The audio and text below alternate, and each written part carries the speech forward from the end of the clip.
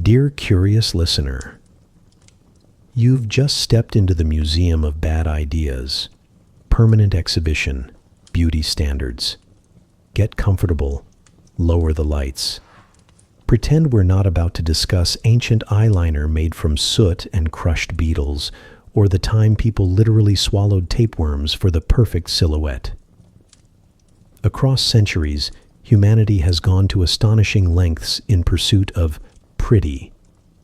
They've rubbed mercury into their cheeks, painted their teeth black, stretched their necks with rings, and powdered their faces with lead, all in the name of love, status, or just because someone said pale skin looked expensive. You're not here to be inspired. You're here to drift gently into sleep, while quietly judging your ancestors. If that sounds like your idea of a bedtime story, go ahead and subscribe. And tell me what country you're watching from. Now then, let's begin. So, let's say you've woken up in ancient Egypt. The sun is already blazing, the Nile is glimmering, and your room smells faintly of incense, sweat, and crushed lotus flowers. Outside, someone's shouting about fish. Inside, your day begins the same way every upper-class Egyptian's day begins, by smearing powdered minerals dangerously close to your tear ducts. Because what's the first step to beauty in ancient Egypt? Liner. Lots of it. Kohl eyeliner wasn't just fashion. It was spiritual armor. The Egyptians believed it protected them from evil spirits, disease, and the worst demon of all, the midday sun.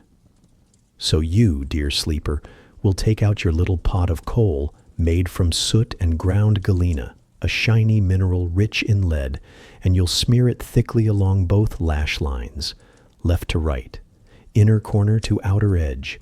Very Cleopatra, very toxic.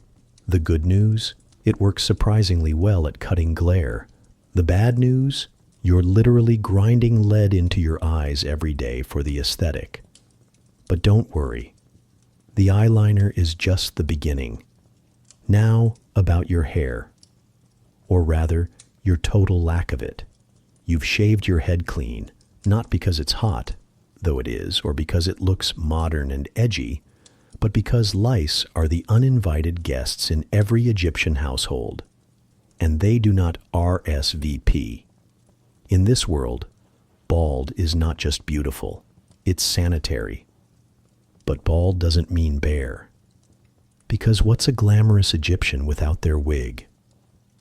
You'll select a lush, shoulder-length piece made of human hair, tightly braided or curled. It smells faintly of beeswax, because that's what it's been treated with. And you'll glue it to your skull with, what else? Animal fat. It's natural. It's traditional. It's going to melt directly down your neck by mid-afternoon. Luxury, in this case, is sticky and fragrant. Of course, no respectable person steps outside with a bare scalp, a single layer of wig or eyebrows unpainted. So you layer. Layer 1, a bald, polished dome. Layer 2, wig, waxed and perfumed.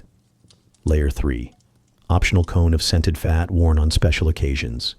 Yes, actual perfumed animal fat, shaped like a hat, that slowly melts into your scalp to release fragrance throughout the day. Like a candle, but greasier. And on your head. This is elegance. This is status. This is completely normal. Now let's talk henna. You'll use it to stain your fingertips, your palms, and sometimes your scalp. It keeps things clean, yes, but also reddish-brown, because nothing says elite like having hands the color of spiced tea. Henna is both beauty and ritual. You might apply it before a festival, or a birth, or your wedding, or because you've got nothing else to do and your friend just imported a fresh batch from the East. It's a little thing, but in ancient Egypt, little things are everything. You'll also tint your nails, buff your skin with a paste of natron and oil. Maybe exfoliate with ground date pits if you're feeling fancy. Because even 3,000 years ago, beauty meant upkeep. Exhausting, smelly, often painful upkeep. Let's not forget the fragrance game. If you think today's perfume counters are aggressive, try walking through an Egyptian marketplace. You are expected to smell like something, preferably something divine.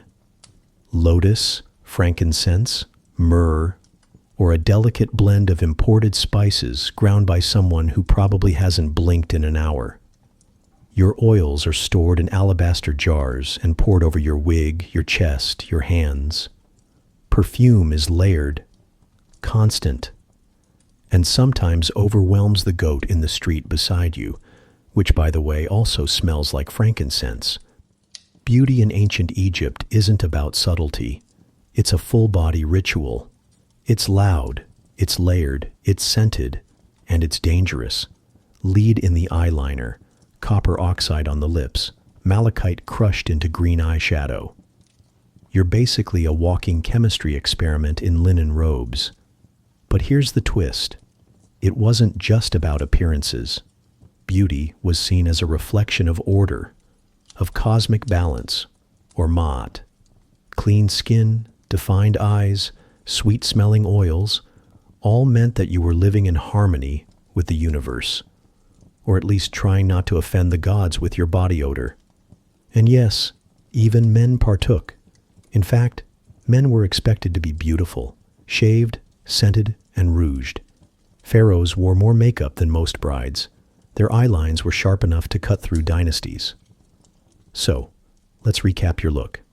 You are bald, but in a glamorous way, wearing a melting wig made from someone else's hair, smelling like a spice merchant's dream, lined in toxic eyeliner, and carrying a small pot of crushed minerals that might one day ruin your kidneys.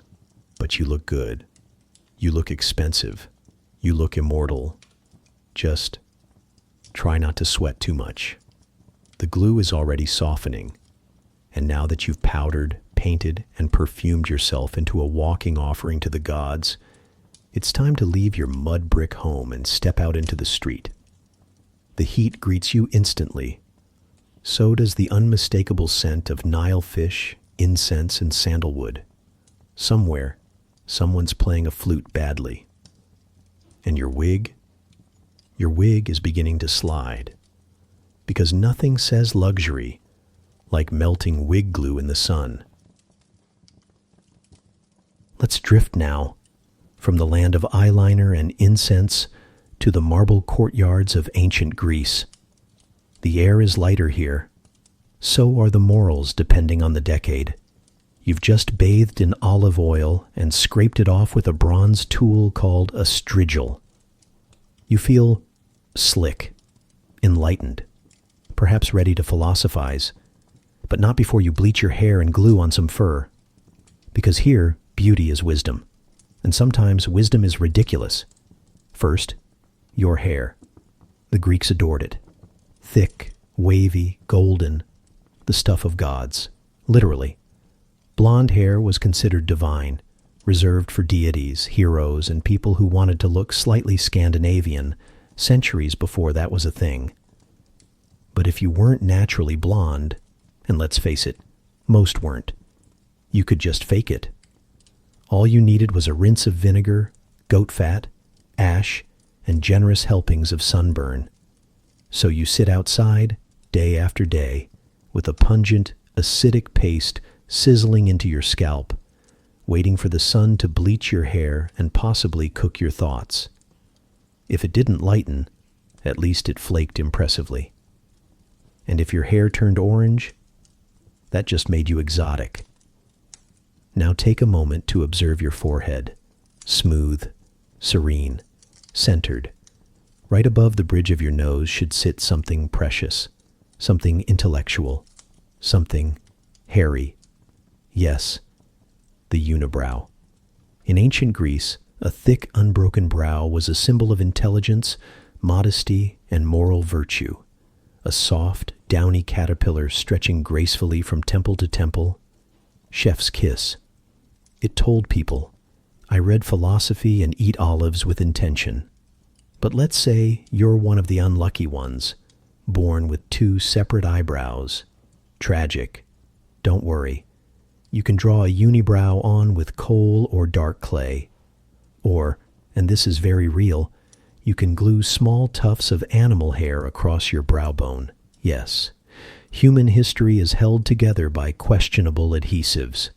Feeling intellectual yet? Good. Let's cross the Aegean and drift softly into ancient Rome.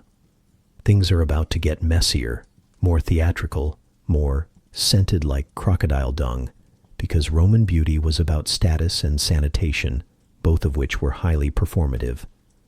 Let's begin with your complexion.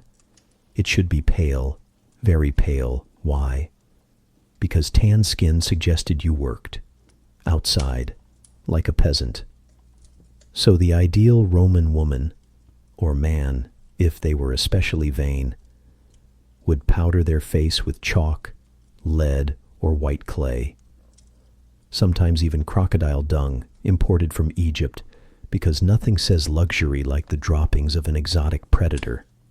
This was mixed with rose water or oil, then smeared liberally across the face and décolletage. It was smooth, fragrant, and mildly alarming.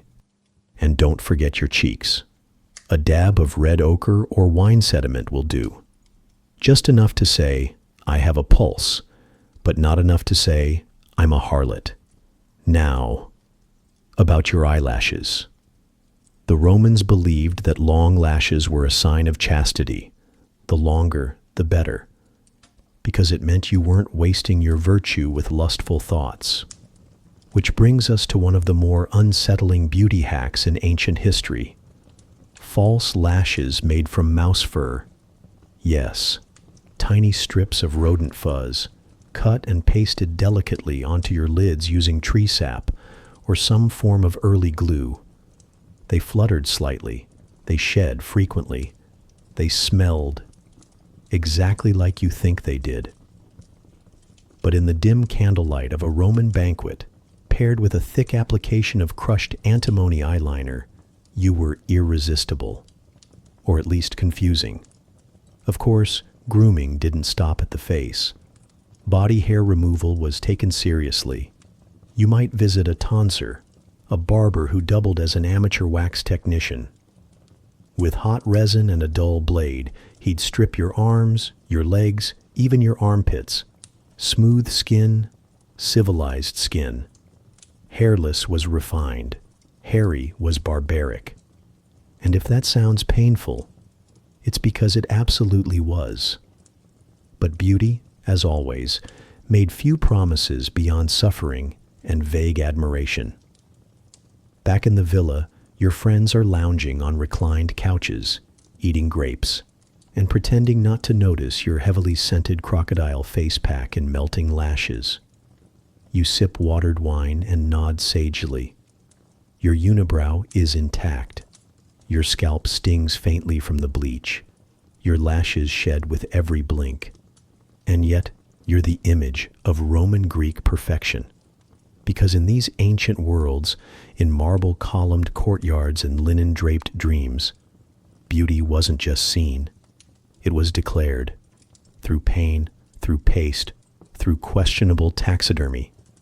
You didn't just exist. You curated yourself. And in that carefully crafted glow of olive oil and intellectual furrows, one thing was clear. The toga was optional. The unibrow? Sacred. Welcome now to medieval Europe, where love poems are written in Latin, shoes curl upward like snails, and the ideal woman looks like she hasn't seen the sun or a sandwich in several months. You're waking up in a stone manor. There's no heat, no glass on the windows, just the sound of a rooster outside and a goat chewing something that was probably yours. You pull on a woolen gown and begin your morning ritual, because even in a time of plagues, famine, and no plumbing, you are expected to be visibly beautiful, and that begins with one essential feature. your pallor. Pale skin in this era isn't just a preference, it's a moral necessity. If your skin has color, it means you've been outside, possibly working. You might be a peasant, or worse, healthy. And we can't have that. The ideal woman is pale, soft, and dying looking. Ideally, she resembles a fainting ghost. Someone who hasn't eaten solid food in days and may or may not be in spiritual communication with saints. Luckily, you can fake this. You start with a thin layer of white powder, finely ground chalk if you're lucky, or if you're very dedicated. Arsenic dust. Just enough to mute any accidental signs of circulation. Then you mix in a touch of mercury to give your complexion a faint shimmer. You know, the kind of glow that says, I am very wealthy and possibly already dead. Some women even used vinegar-soaked cloths overnight to bleach their skin while they slept. This worked surprisingly well at stripping pigment, and occasionally, consciousness. Now let's move upward to your forehead. It should be large. Not just, I think a tiara would sit well here large. No, the medieval forehead standard was high, domed, and absolutely enormous. Why? No one's quite sure. Possibly because it looked noble or intellectual. Possibly because someone said it once, and no one had the courage to challenge her. So you pluck, and pluck. You pluck your hairline back a solid inch, maybe 2, right into the danger zone. You're removing perfectly good follicles with tweezers, lime paste, or if you're especially committed, boiled walnut oil. Some women used leeches to gently remove the top layer of skin and hair. Yes, leeches. For beauty. They didn't teach you that in fairy tales. And don't stop at the hairline. Let's talk eyebrows. In this era, eyebrows are seen as distracting, frivolous, tempting. Women of virtue do not tempt. And so, the solution is simple. Remove them completely. No brows, no lashes, just pale, open skin, like a freshly carved soap bar with eyes. To remove them, you can try arsenic paste vinegar and ash, or just regular everyday scraping. The goal isn't to shape your brows. It's to eliminate the very idea of brows. Some women went so far as to paint their veins onto their skin with blue ink to enhance that delicate, fragile look.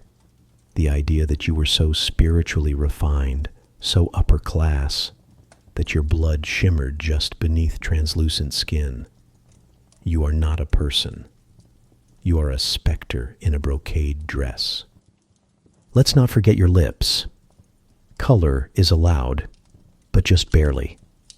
A hint of red from crushed strawberries or cochineal is acceptable, provided you claim it's natural. If you're caught applying color in public, you might be accused of vanity, which is a sin. Or worse, you might be mistaken for an actress, and no one wants that. So you pinch your cheeks lightly, maybe slap them, a little pain to spark some fleeting warmth. Then you breathe deeply, hold still, and try to look like someone who's just survived a minor swoon. Of course, all of this requires maintenance. Your powder cracks, your eyebrows start to grow back, your forehead itches from whatever ungodly paste you used last week. But that's the price you pay. Because medieval beauty is not about being healthy. It's about being seen as untouchable. You are porcelain, distant, unreachable, a canvas painted in grayscale, and somehow that makes you desirable. Now picture yourself at a feast. You are seated beside a drafty window. Your forehead gleams. Your cheeks are pale, powdered, and tingling faintly from arsenic exposure. Across the table, a troubadour sings a poem about a woman with a brow as wide as heaven's gate. You don't smile. That would be improper. You simply blink, slowly, nobly. One of your painted veins is starting to sweat off. You dab it with a handkerchief made of linen and the regrets of your ancestors. You look magnificent. This, dear sleeper, was beauty in medieval Europe. Not radiant, not vibrant, but ghostly, vein-painted, and barely alive. A woman so delicate she might be blown away by a stiff breeze or carried off by angels at any moment. Now rest your head and don't worry too much about the tingling in your forehead. That's probably just the leech remembering where it used to live. You've now arrived in Renaissance Italy, a place of soaring cathedrals, painted ceilings, and women who are actively dying in order to look more divine. You're in Florence, or Venice, or maybe Rome if you're feeling dramatic. Either way, it's early morning, the bells are tolling, and someone in your villa is grinding lead into fine powder. That someone is you. Because in this glorious age of art and architecture, you yourself are a canvas. And the Renaissance ideal is marble, cold, smooth, flawless, and preferably achieved through a series of quiet, poisonous rituals before breakfast. Let's start with the foundation. Your goal is skin like porcelain, or more accurately, marble, sculpted, bloodless, as if you were carved by Michelangelo himself and just happened to wander off the pedestal. To achieve this, you'll be applying a concoction known as Venetian ceruse, a cosmetic paste made from white lead and vinegar. It glides on smoothly. It hides blemishes.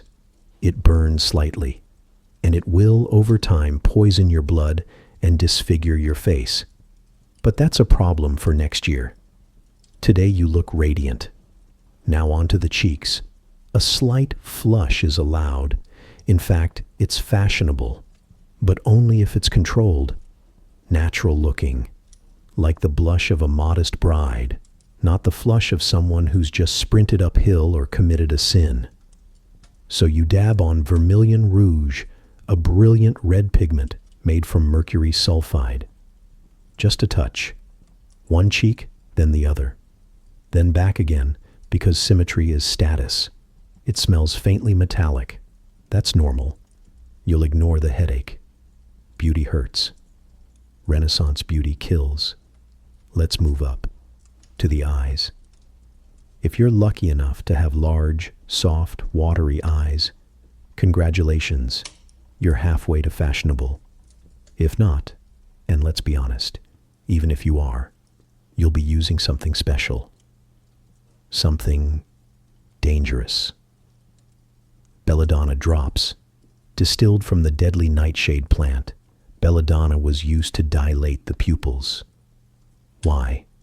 Because dilated pupils were considered a sign of passion and mystery. The woman who couldn't quite focus on you? Irresistible. You tip the bottle. 1 drop per eye. They burn instantly. Your vision blurs. You now look lovingly distant, as if contemplating tragic poetry or your own impending demise. But oh, how romantic you seem. Yes, you may go blind eventually, but you'll look incredible while doing it. And what are you wearing? A gown, yes, velvet, silk, maybe a touch of lace, but the true ornament is your face. Because in Renaissance Italy, makeup isn't just decoration, it's language. A secret code spoken through rouge placement and powder thickness. A silent way to signal wealth, marital status, fertility, and even mood, without ever parting your lips. A beauty spot on the left cheek, perhaps flirtation. A paler than usual powder, a subtle mourning, a redder lip, taken, or at least expensive. To the trained eye, your face is a paragraph, and you didn't just wake up looking like this. You built it. You suffered for it. You curated every dangerous detail. Now step back. Look in the mirror. A polished piece of metal, not glass. Your reflection is soft and slightly warped. Perfect. You look unbothered, wealthy, otherworldly. You do not look alive. That's important, because the Renaissance woman isn't supposed to look flushed or healthy or earthy. She should appear as if she's just emerged from a fresco, a little remote, a little sickly, like someone who's read too much poetry and maybe hasn't eaten in 3 days. Which, to be fair, you probably haven't. That was half the diet plan. And now, time to make an entrance. You descend a staircase lined with candles. Their flickering light catches your painted skin and makes it shimmer like ivory. Every blink is slow, thoughtful, mysterious. Your cheeks glow like polished apples soaked in mercury. Your pupils are wide. Your lips are faintly parted. You look like someone who's about to fall in love, or faint, or possibly both. Around you, men adjust their collars. Women glance sideways. No one dares speak of your transformation, but they all see it. You are a masterpiece, a living sculpture, a walking, talking, and slowly decaying expression of idealized femininity. And yes, the lead is already working its way through your bloodstream. Yes, the belladonna is burning holes in your vision. Yes, the rouge will eventually cause facial ulcers you'll need to cover with more ceruse. But you'll deal with that later. Right now, your skin is perfect. Your face is coated elegance. Your suffering is silent. And in this age of Da Vinci and Botticelli, that's not a tragedy. That's the point. So take a deep breath. Don't smile. Smiling causes lines. Tilt your head slightly. And remember, in Renaissance Italy, death by vanity was simply part of the aesthetic. Welcome to Elizabethan England. The year is somewhere between Shakespeare and syphilis, and everything smells faintly of damp wool and ambition. You awaken in a creaky wooden bed. The fireplace has gone cold. Your chamber pot is full, but none of that matters, because today your face must shine like moonlight in a world lit by candles and political betrayal. And how will you do that? Simple, with lead, lots of lead. Your morning begins not with tea or breakfast, but with a small ceramic jar of Venetian ceruse. Yes, we're still using it. The same toxic sludge from Renaissance Italy. Only now, in Elizabeth's England, it's practically a royal requirement. It's a mixture of white lead and vinegar, aged for weeks, until it curdles into a creamy paste. You scoop some out with your fingers and begin applying it generously to your face, neck, and if you're really committed, your chest. The texture is chalky. The smell is metallic. The danger is unspoken. You're aiming for luminescence, not a healthy glow, mind you, but the ghostly pallor of someone who only leaves the house to die poetically. Why? Because pale skin proves you're noble, untouched by the sun, unbothered by labor, and probably dying from something elegant, like grief or tuberculosis. The thicker the paint, the better. You layer it on again and again, smoothing it over any blemishes, blotches, or stress-induced rashes caused by, say, marriage negotiations or plague anxiety. And if your skin breaks out from all the lead, no problem. Just cover it with more lead. Yes, you are now in an infinite loop of facial disaster, but it's fashionable. You've entered the white paint wars, a quiet, cutthroat competition among courtiers to see whose face can reflect the most candlelight without physically collapsing. Now it's time for the details. You reach for your tiny brush and dip it in blue pigment. Why? Because veins. That's right. You're going to paint thin blue lines across your temple and the sides of your neck to simulate visible veins, a sign of both fair skin and aristocratic blood. In other words, If people can see your circulatory system, you must be very refined. Never mind that your real veins are already doing something alarming beneath the lead paint. The important part is that you look fragile, like a porcelain doll someone forgot to dust. Let's talk hair.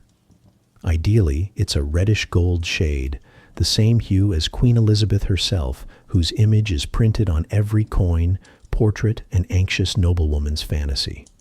You'll use a mixture of saffron, sulfur, and quicklime to bleach your hair into submission. It stings, it smokes, but beauty must be endured, preferably without blinking. And if your hair falls out, there are wigs for that. And bonus, they don't cry when you apply arsenic powder. Now pause. Sit very still. Your face is complete. You are pale, veined, powdered, perfumed, and ready to enter a room sideways, with your chin lifted slightly and your emotions buried somewhere under 4 layers of toxic foundation. You are a masterpiece, a pale, painted symbol of virtue, fertility, and early death. You descend into the hall for a small, carefully staged gathering. The room is lit by flickering tallow candles. Your face reflects the light just so. People notice. No one speaks of the sores on your jawline. They are tasteful. They are fashionable.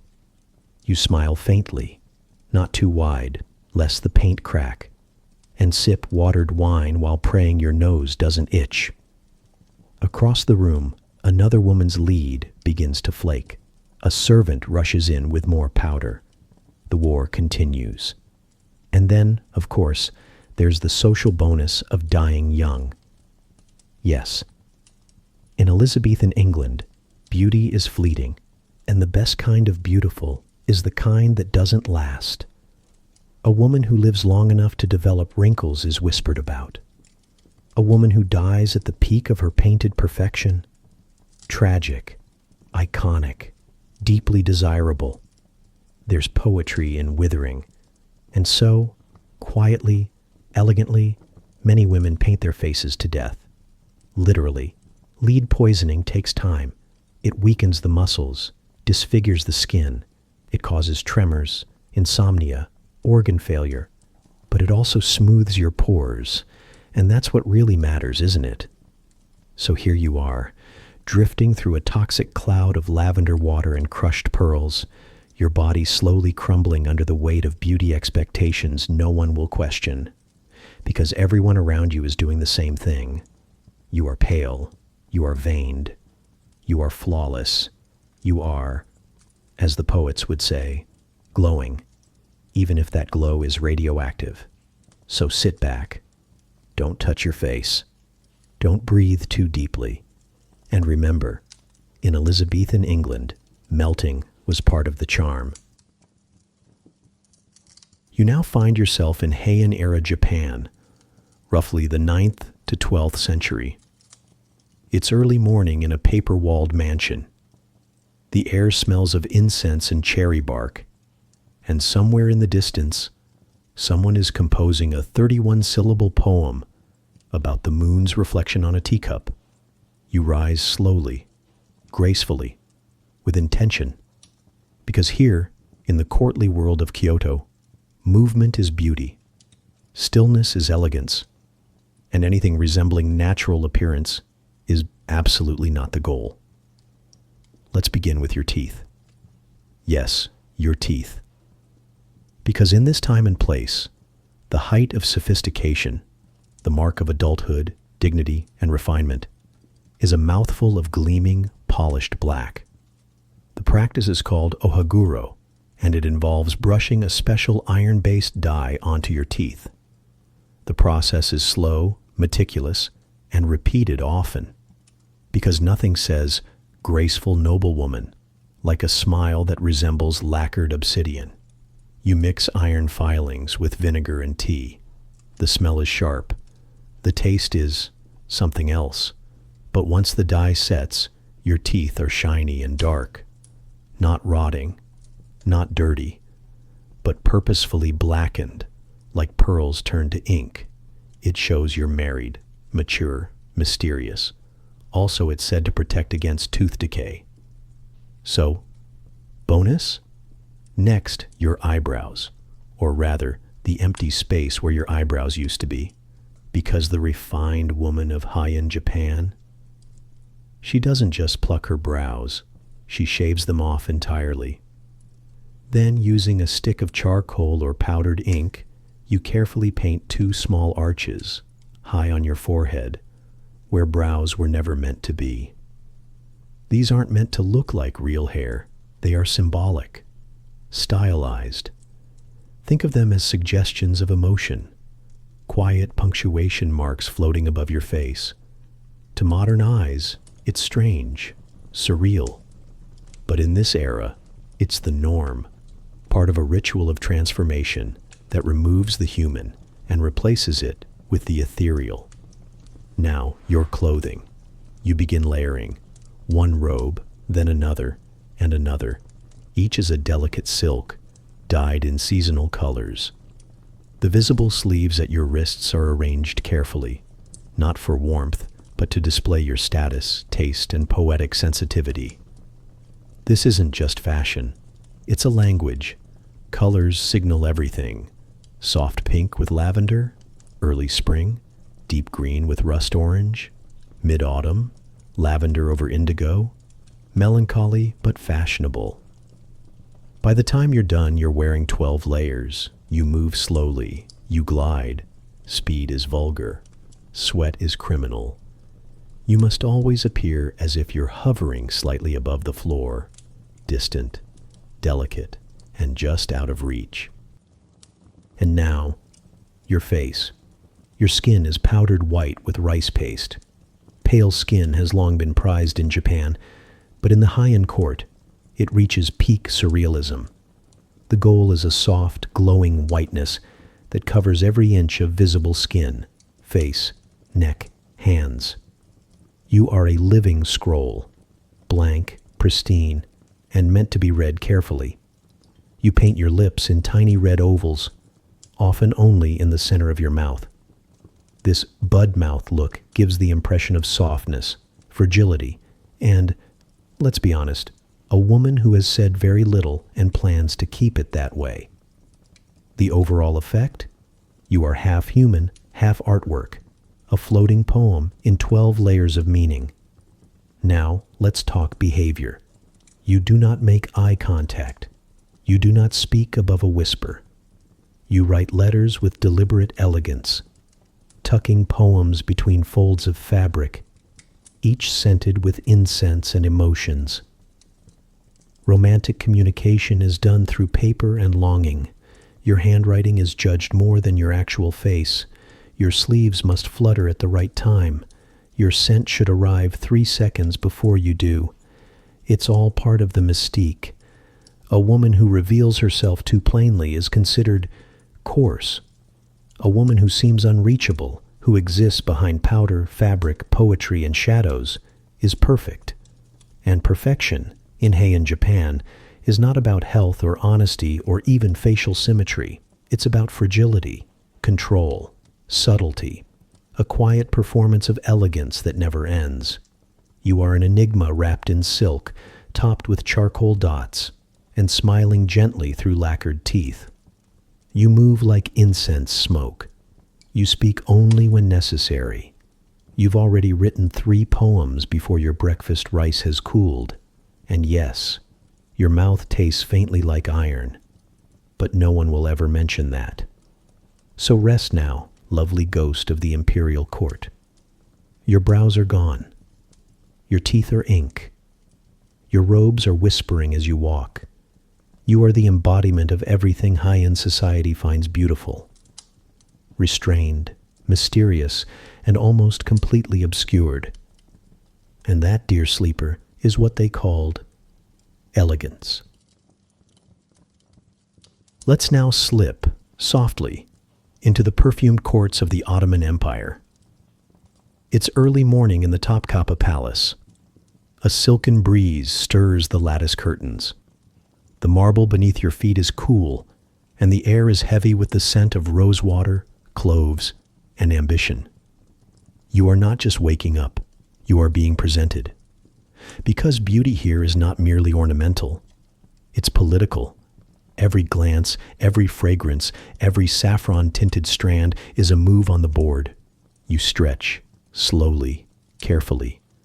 Because today, like every day, you will be seen. Let's begin with the eyes, the most important feature. The window to the soul, they say. And in the Ottoman world, eyes are framed with intention. You reach for your kohl stick, a blend of soot, crushed minerals, and sometimes lead, because of course. You dip it into a small ornate jar and gently line your lids in black, sweeping it outward to form a soft wing. But this isn't just for style. Kohl was believed to ward off evil spirits, protect against eye infections, and improve vision. It was medicinal, spiritual, practical, also very flattering. The darker your liner, the deeper your mystery. And in the harem, mystery is currency. Now to your hair. The golden hue prized by many Ottoman courtiers didn't always come naturally. So what did you do? You used saffron. That's right. The world's most expensive spice was soaked and brushed into your hair to tint it golden yellow, shimmering under candlelight. Some women even used it on their skin to give their bodies a warm glow, like sunlight that had decided to settle into your pores permanently. It's fragrant, it's vibrant, it stains everything it touches, including, eventually, your fingers, and your pillow, and probably the walls. But you're radiant, and that's what matters. Of course, beauty doesn't stop with hair and eyes. You lower yourself into a rosewater bath, one of many during the day. Water is warmed in copper basins. Petals float lazily. The room is filled with steam and gossip. These baths are not just for cleanliness. They are rituals.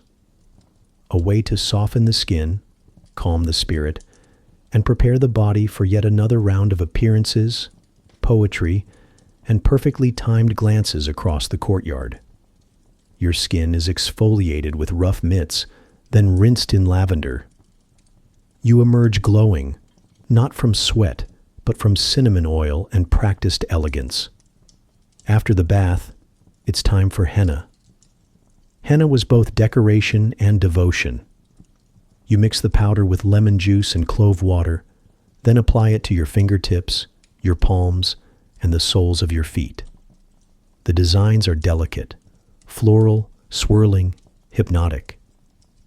Each pattern a quiet statement of taste, patience, and social awareness. Henna is also spiritual, used before weddings, festivals, and special appointments with fate. Once dry, you peel it away to reveal a deep, rusty orange stain. It whispers, "I have prepared myself. I am aware of the occasion." Your fingers are now art, temporary, intentional, and perfectly coordinated with your slippers. And then, there's scent. In the Ottoman world, fragrance was identity. Perfumes were not sprayed, but dabbed, behind the ears, at the wrists, inside the folds of your garments. You wore your scent like a signature, a trace you left behind on silk cushions and passing courtiers. Some favorites? Ambergris for depth, jasmine for sweetness, musk for power, clove and cardamom to remind everyone you eat better than they do, and of course, rosewater. Always rosewater. You drink it, bathe in it, sleep in it. At this point, your blood may be 8% rosewater, and no one would question it. But behind the eyeliner, behind the silk and saffron, there's something else happening, something strategic. You see, you're in the harem, and contrary to Western fantasy, this is not just a lounging room full of decorative women. The harem is a political machine, a network of alliances, rivalries, education, power. Beauty is simply the first test. Behind it lies poetry, politics, and survival. You're not just competing for attention. You're navigating favor, mastering language, learning which glance to return and which to ignore. One misplaced word, exile. One well-placed eyebrow raise, influence. And here, influence can change history. So you sit quietly in the garden. A book of poetry rests in your lap. Your lashes are long. Your skin glows faintly gold. Your teeth are stained with pomegranate, and your hands are inked with floral spirals. You speak little. You listen much. You exist at the crossroads of aesthetics and ambition, and that, in the Ottoman Empire, is the highest art form of all. So relax now, noble sleeper. Your hair smells of saffron. Your eyes are lined in mystery. And your footsteps echo through halls where beauty was never just appearance. It was strategy. You've now arrived in Imperial China, somewhere between the 10th and 19th centuries, depending on which dynasty's court you've wandered into. There's incense curling in the air, silk rustling behind bamboo screens, and somewhere in the distance, the clink of a jade comb. You rise slowly from your sleeping mat, because moving quickly isn't really an option, not when your feet have been broken since childhood. But we'll get to that. Because here, beauty is not just skin deep, it's bone deep, sometimes bone broken deep. Let's begin at the bottom, with your feet. You were around 5 or 6 years old when the process began. Your feet were soaked, softened, and then bent, forcibly, until the 4 smaller toes were folded under the sole. The arch was broken to bring the heel and ball of the foot closer together. Then they were bound tightly with cloth and left to reform, painfully.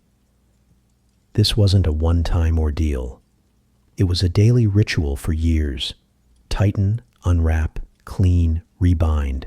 Eventually, your feet stopped growing, and your bones stopped healing. And you were left with what society called a lotus foot, ideally around 3 inches long. Walking became a slow, measured, almost floating movement. Every step was agony. Every movement was performance. And that was the point. The result was the lotus gait, a carefully choreographed limp, considered delicate, sensual, and exquisitely feminine. Men wrote poems about it. Artists painted it. Philosophers praised it as the height of beauty and restraint. Of course, no one who praised it ever had to endure it. But you endured it, and now you glide through the world, not because it's easy, but because that's what elegance is supposed to look like. Now to your skin.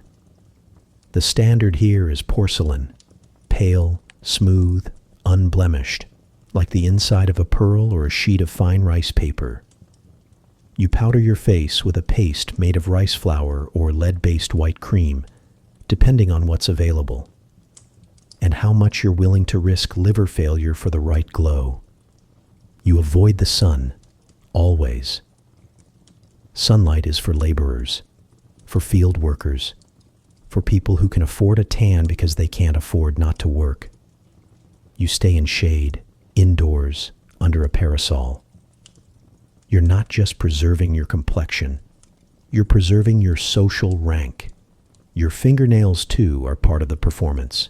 You grow them long, curled, sometimes enclosed in jeweled nail guards that look like miniature weapons, but are actually just protective casings for your status.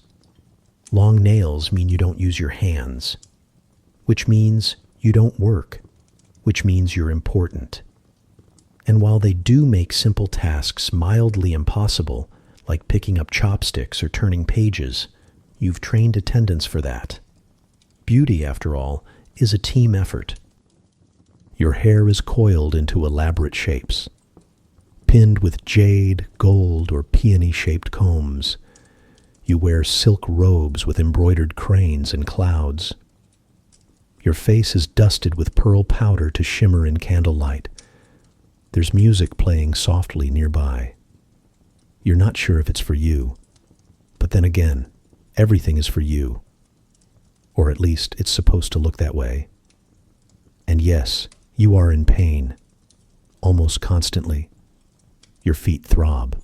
Your back aches from the posture training. Your skin is itchy from the powders. Your expression must remain serene. To flinch is to fail. You've mastered the art of appearing at ease while being anything but, and no one will ever know, because that's what beauty means in this era. Effortless suffering. The less you reveal about your body, your pain, your thoughts, the more admired you become. And that's the irony. The more you endure, the more fragile you are expected to look. But behind the layers of silk and jade, you know the truth. You have become an illusion, carved into shape by centuries of custom, constraint, and powdered expectations. You glide not because you're graceful, but because you physically can't walk any faster. You glow not because you're healthy, but because your skin hasn't seen the sun since the last dynasty. And you smile because smiling, faintly, quietly, politely, is the only rebellion you're allowed. So breathe, lie back, unwind the bindings in your imagination, if nowhere else. You are, by historical standards, exquisitely beautiful, delicate, revered, untouchable, and possibly also slowly crumbling from the inside out, but you'd never say that out loud. Welcome to Versailles, darling. It's the late 17th or early 18th century, somewhere between Louis XIV's divine ego and Marie Antoinette's wardrobe budget. And everything around you smells faintly of sweat, rotting teeth, and powdered ambition. You awaken under an avalanche of brocade. The air is thick. The fire has long since burned out. You're already sweating and you haven't even stood up yet. But never mind that. You have an appearance to prepare. And appearances here mean layers, not just of clothing, but of paint, powder, perfume, and outright pretense. We begin with the face. Your skin isn't perfect. It isn't even passable, because smallpox has made the rounds, and most of Versailles bears the scars. But fear not. You have mouches, tiny, fashionable beauty patches made of mouse skin. Yes, actual shaved rodent, cut into charming little shapes. A heart near your lips, flirty, a star on your temple, enigmatic, a crescent moon above the brow.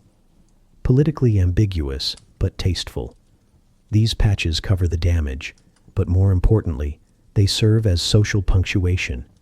They say, yes, I survived disfigurement, and yes, I still look fabulous. Even if your face is, functionally, a patchwork quilt held together by glue and denial. Next comes the paint. Your cheeks are dusted with a thick red rouge, vermilion if you can afford it, red lead if you can't. Either way, it's toxic. The goal is to appear permanently flushed, as if you've just heard scandalous news or made eye contact with someone several rungs above your station. Your lips are painted with carmine, made from crushed cochineal beetles, because of course bugs are part of your routine. At this point, you're practically sponsored by the insect kingdom. And if your teeth are blackened or rotting, just smile through closed lips, or add another beauty patch to distract from the smell. Now, the wig. Ah yes, your crowning glory, or rather, your borrowed crowning glory, since you shaved your real hair months ago to make room for this towering construction of horsehair, powder, pins, and, if you're lucky, only one mouse living inside it. You hoist it into place with the help of at least 2 servants and a prayer. It's powdered with white flour, fluffed to gravity-defying heights, and occasionally decorated with ribbons, feathers, miniature ships, or whole scenes of pastoral bliss. It is not comfortable, it is not breathable, but it is mandatory. And yes, it smells like mildew and old dreams. But again, fashion. You finish dressing.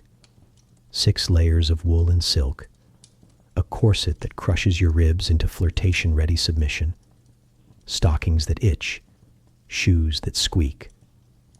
You are officially ready for the hall of mirrors, where you will glide, gasp, and gossip your way through a day of formalized pretending. Your body, meanwhile, is a low-grade disaster. You're sweating under the wig. Your rouge is already melting. And the lead-based foundation is slowly poisoning your liver, one polite curtsy at a time.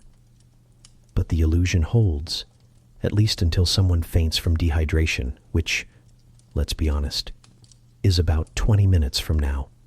You dab your forehead with a lace handkerchief, not that it helps, and smile faintly, the kind of smile that says, I am deeply uncomfortable, and yet somehow still superior to you. This is the French court. Everything is performance, and beauty is a battlefield where the weapons are arsenic balls and powdered wigs. Oh yes, did we mention the arsenic balls? Some courtiers, in an effort to maintain their radiant complexions, would swallow small doses of arsenic, because nothing screams youthful glow like slow internal poisoning. It smoothed the skin. It suppressed appetite. It thinned the blood for that extra pale, fashionable pallor. Also, hallucinations, organ damage, and eventually death. But that's the future's problem. You sip from a delicate porcelain teacup, laced with laudanum, because why not, and practice your best sideways glance in the mirror. You look exquisite, unnatural, possibly flammable, and if someone gets too close, they'll be greeted by the fragrance of rosewater, sweat, mildew, mouse hair, and the faintest trace of dread. Because beneath the powdered sheen, everyone at Versailles is wilting. You sweat in your corset. You itch under your wig. You choke on the scent of 3 competing perfumes and the quiet knowledge that all of this is fleeting. One wrong patch placement, social exile. One underpowdered cheek, scandal. One actual sneeze, catastrophic. So you smile faintly and nod gracefully and pray your wig doesn't topple forward like last week. Because in the French court, survival isn't just about etiquette. It's about maintaining the illusion that this powdered, perfumed, painted nightmare is glamorous.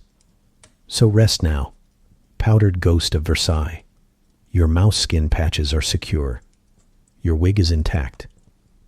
And your rouge is only slightly melting.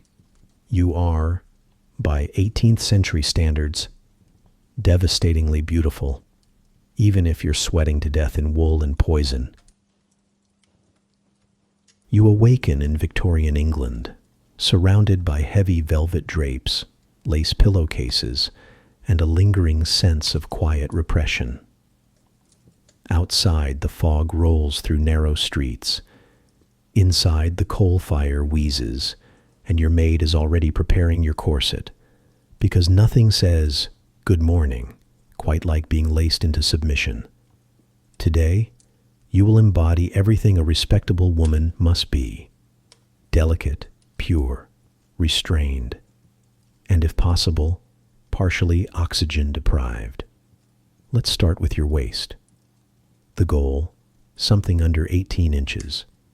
The method, a corset made of whalebone and steel, pulled tighter each morning until your internal organs hold meetings in your ribcage just to negotiate space. You raise your arms.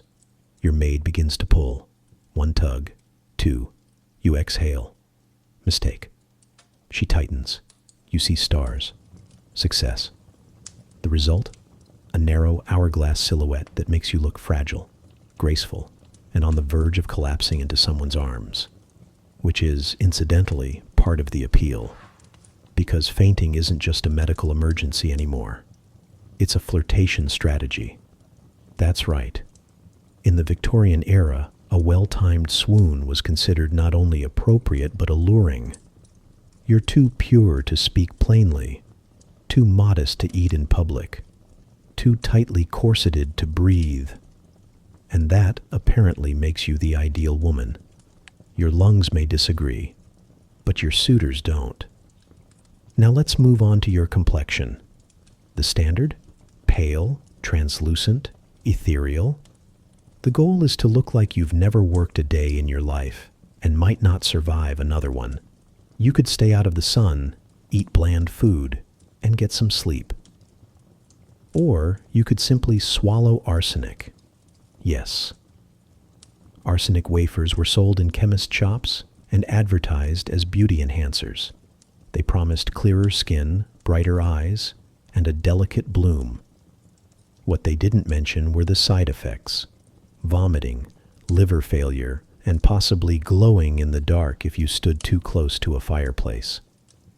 But you look amazing, and that's what matters. Makeup is frowned upon, at least publicly. You must appear natural at all times, which, in practice, means hours of deliberate effort to look like you made no effort at all. You dab your face with rice powder to maintain that porcelain effect. You tint your lips and cheeks with a touch of beetroot juice. Subtle, untraceable. You brush coal soot through your lashes, pretending it's from reading poetry by candlelight, not from a tiny, hidden compact. And when someone asks your secret, you smile softly and say, "Oh, nothing, just fresh air and good morals." You lie beautifully. Hair is another production entirely.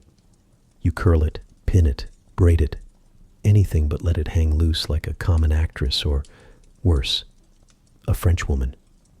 You sleep in rags to maintain curls, burn your forehead with irons in the pursuit of waves, and sprinkle your scalp with lavender powder to hide the grease caused by not washing your hair for 3 weeks.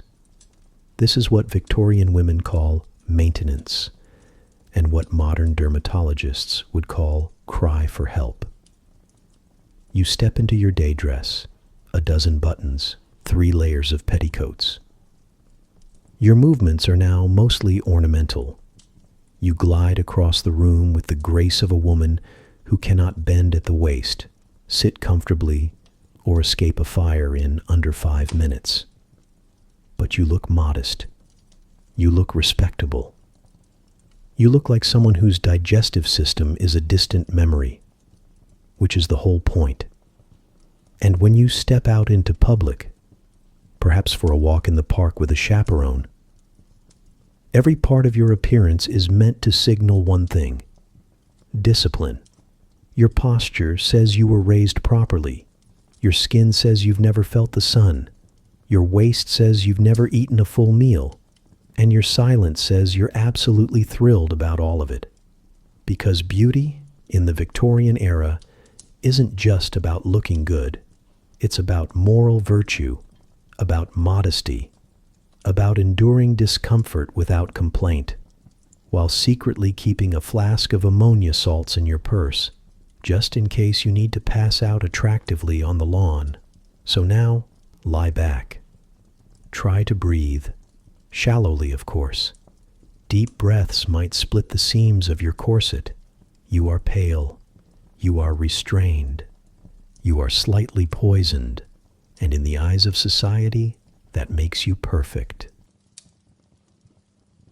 It's the early 1900s now. The air is thick with optimism, soot, and the distant hum of industrial progress. Science is booming. Electricity is magic. And you? You're a well-groomed, turn-of-the-century woman, eager, elegant, and perhaps just a little radioactive. Because in this new age of modern beauty, you don't need old-fashioned creams and powders. No, you have technology, you have chemistry, you have things that glow in the dark. Let's begin, naturally, with your face cream. You open a small glass jar. The label is elegant. Radior, the radiant complexion cream. Inside, radium, real radium. glowing green and promising eternal youth. You dab it delicately onto your cheeks, your forehead, your neck. It tingles. That's the radiation seeping into your pores, and that's a good thing, or so you're told. Because in this moment, radium is all the rage. It's in your face cream, your toothpaste, even your tonic water. It's marketed as invigorating, energizing, a luminous secret of the scientifically advanced woman. No one's quite sure what it does exactly, but it glows, and that's really all the evidence anyone needs. You follow it up with a sip from your radium-infused elixir, said to cure fatigue, headaches, and possibly even heartbreak. The bottle boasts that it will revitalize the blood and awaken the skin, though it will also quietly corrode your bones and slowly irradiate your jaw over the next decade. But you don't know that yet, and neither do your beauty icons, all smiling through mild internal combustion. Next, you turn to electrolysis. No, not the kind used to remove hair in modern spas.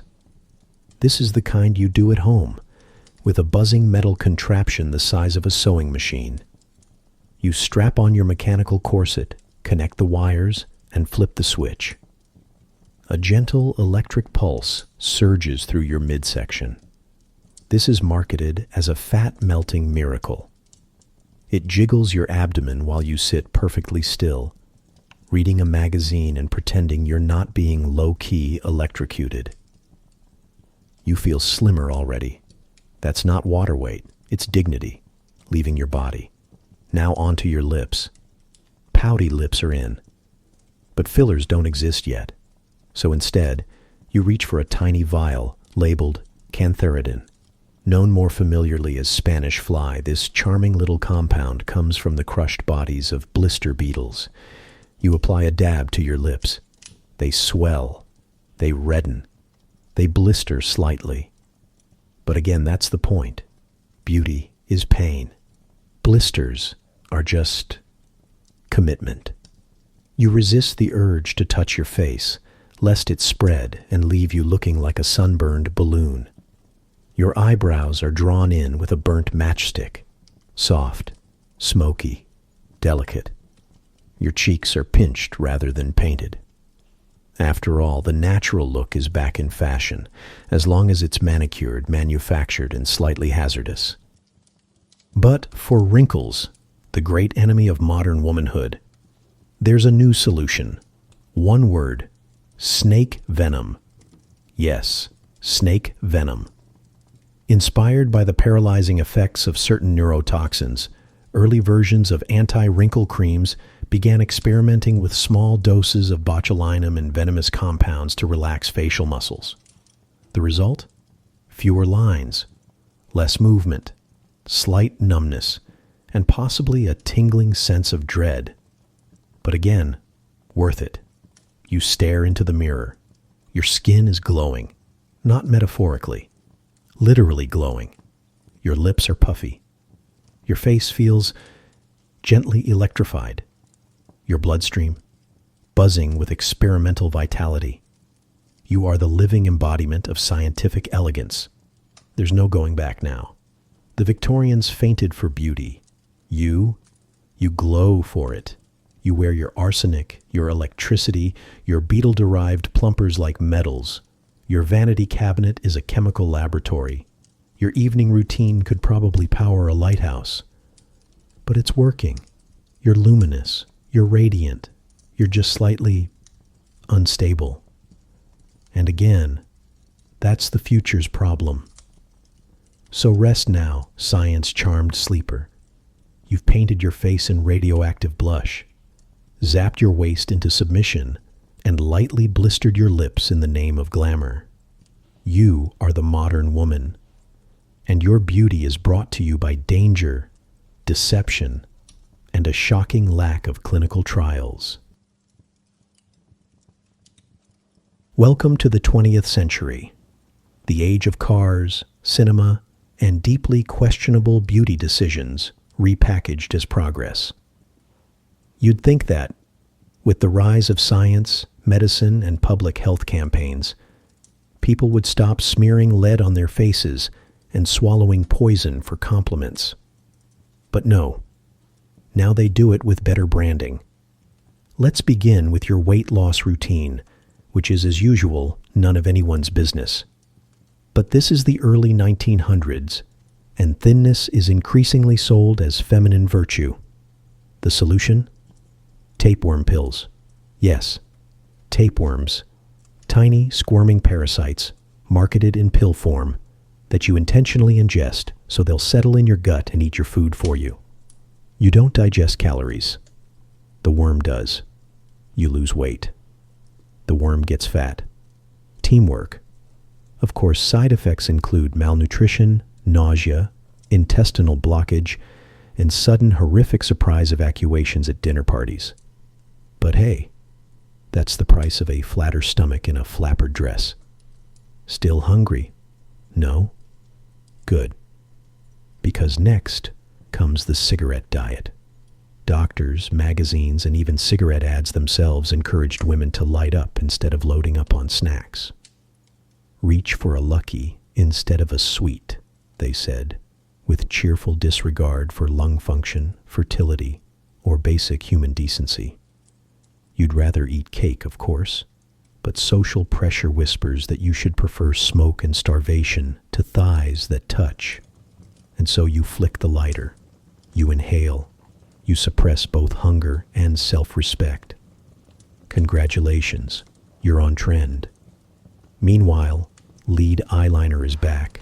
Yes, lead. After a brief retirement post-Renaissance poisoning scandals, it returns in the 1920s thanks to a revival of ancient Egyptian aesthetics, minus the spiritual meaning, and with far more advertising. You smear a thick line of kohl across your lash line. It's dramatic. It's exotic. It's also toxic. But don't worry, the packaging says glamorous, so it's fine. And as with most beauty rituals in this century, if it stings, it means it's working, or it's corroding your tear ducts. But either way, fabulous. The decades roll forward. Fashion changes. Waists rise and fall. But the pursuit of the impossible remains the same. In the 1960s, women seeking fuller figures, especially curvier hips and rounder busts, begin experimenting with silicone injections. Not medical-grade implants, no. These are direct injections of raw silicone, often industrial grade, administered in back rooms, beauty parlors, or your cousin's friend's garage. Early results seem promising. Then come the lumps, then the abscesses, then the body-wide inflammation that lands you in the hospital wondering if curves were really worth internal chemical warfare. Answer: according to 1960s beauty ads, yes. According to your immune system, absolutely not. By the 1950s, a curious thing happens. For centuries, pale skin meant status. It meant you were rich enough to avoid the sun, to never labor outdoors, to live behind curtains and under parasols. But now, suddenly, a tan means you have money, because only wealthy people can afford leisure. Beach vacations, poolside cocktails, weekend getaways to places with sun and very few responsibilities. Bronzed skin becomes shorthand for health, freedom, and post-war optimism. Women lie on rooftops with reflectors under their chins. They lather up with baby oil and iodine. They roast like rotisserie chickens in pursuit of that golden glow. And sunscreen? Optional? Cancer warnings? Decades away. You return from vacation lightly crispy and allegedly thriving, skin tight, mood elevated, and only slightly at risk for melanoma. This is also the age of the miracle product. If there's a problem, acne, wrinkles, belly fat, underarm hair, someone has a miracle solution.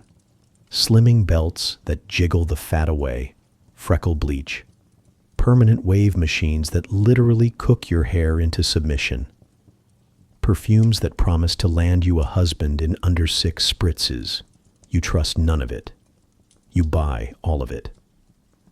Because this century, like every century before it, has rebranded beauty as performance. A full-time job with no retirement plan and a rapidly shifting set of rules. And through it all, you're still standing. Or slouching elegantly in your girdle. Or gliding past the beauty counter with a face full of radium and regrets. You've survived Victorian arsenic wafers, flapper starvation, and the Cold War cosmetic aisle. You've watched trends go from never eat to never age to never admit you're trying. And still, you try. Because that's what beauty demands. Effort, sacrifice, a willingness to gamble your eyebrows and occasionally your gallbladder for 5 minutes of social approval. So, lie back now, modern vintage sleeper.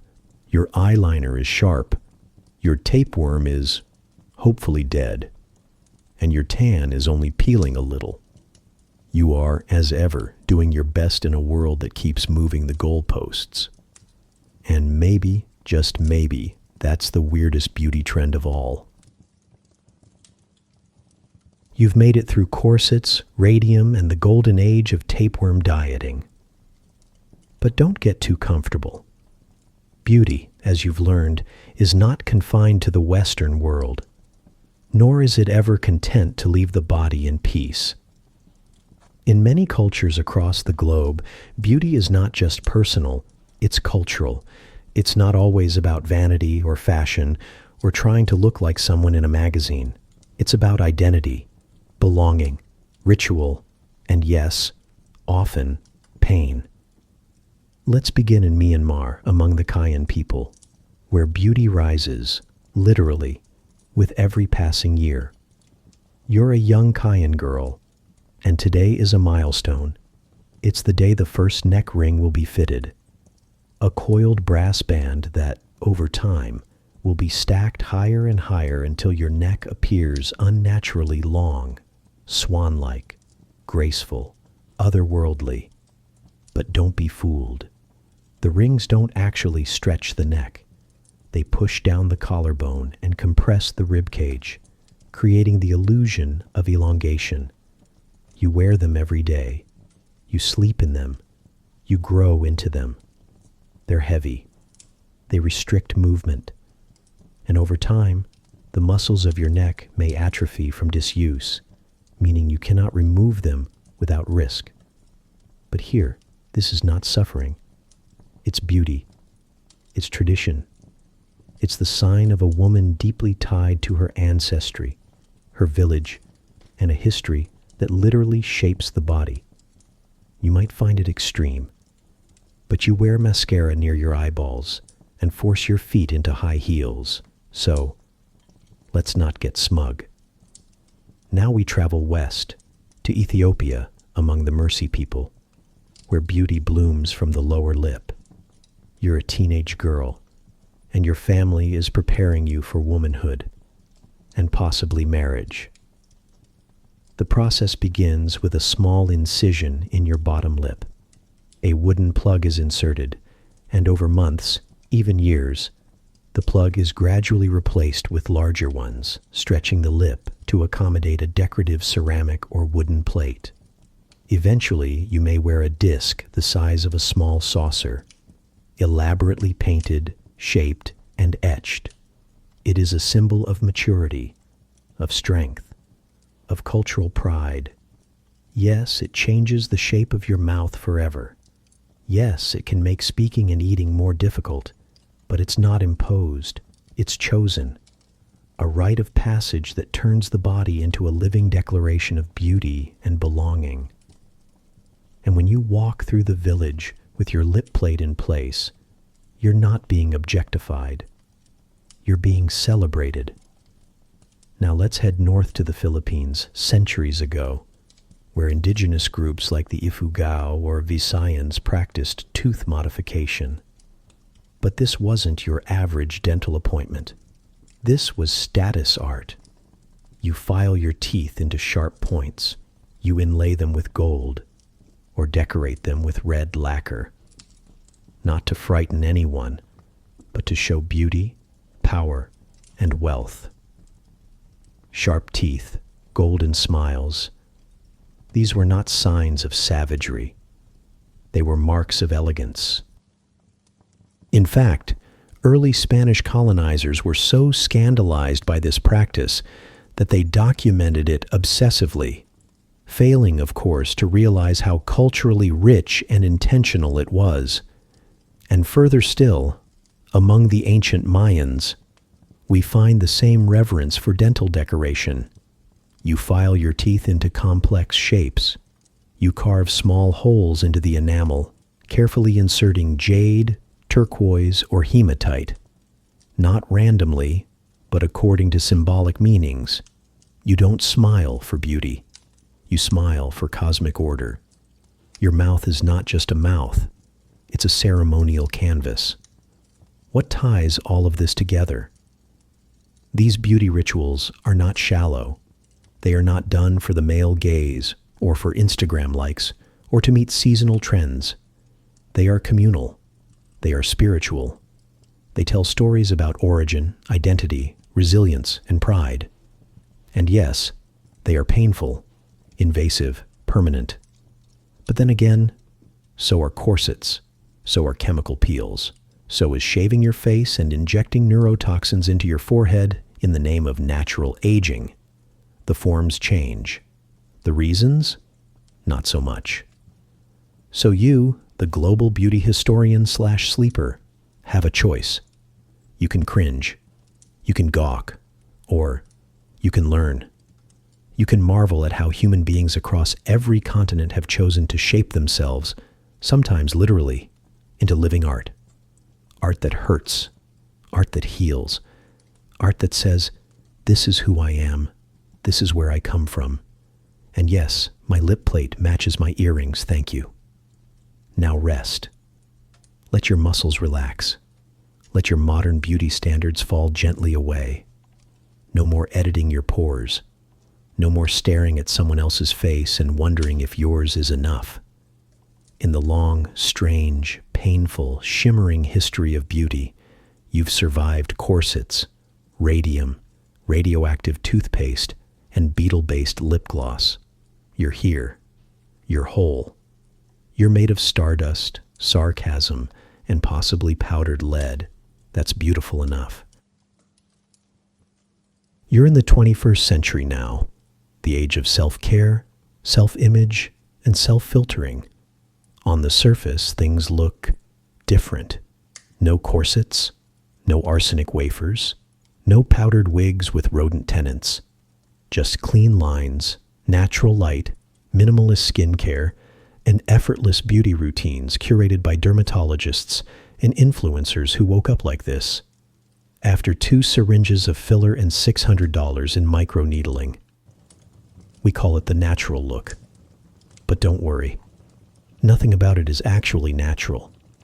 Let's start with Botox. You stare in the mirror. Your brows are smooth. Your forehead, expressionless. Your crow's feet? Vanished. You haven't stopped aging. You've just stopped looking like it. Every few months, a tiny needle delivers botulinum toxin. Yes, the same neurotoxin responsible for botulism. Straight into the muscles that control your facial expressions. The result? A soft, frozen calm. You look relaxed. You look refined.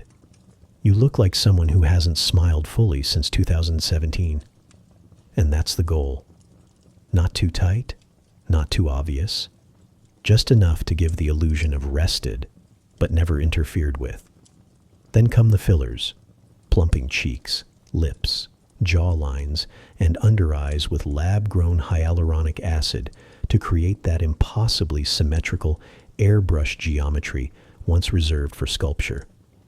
This, ironically, is all in service of the no makeup aesthetic.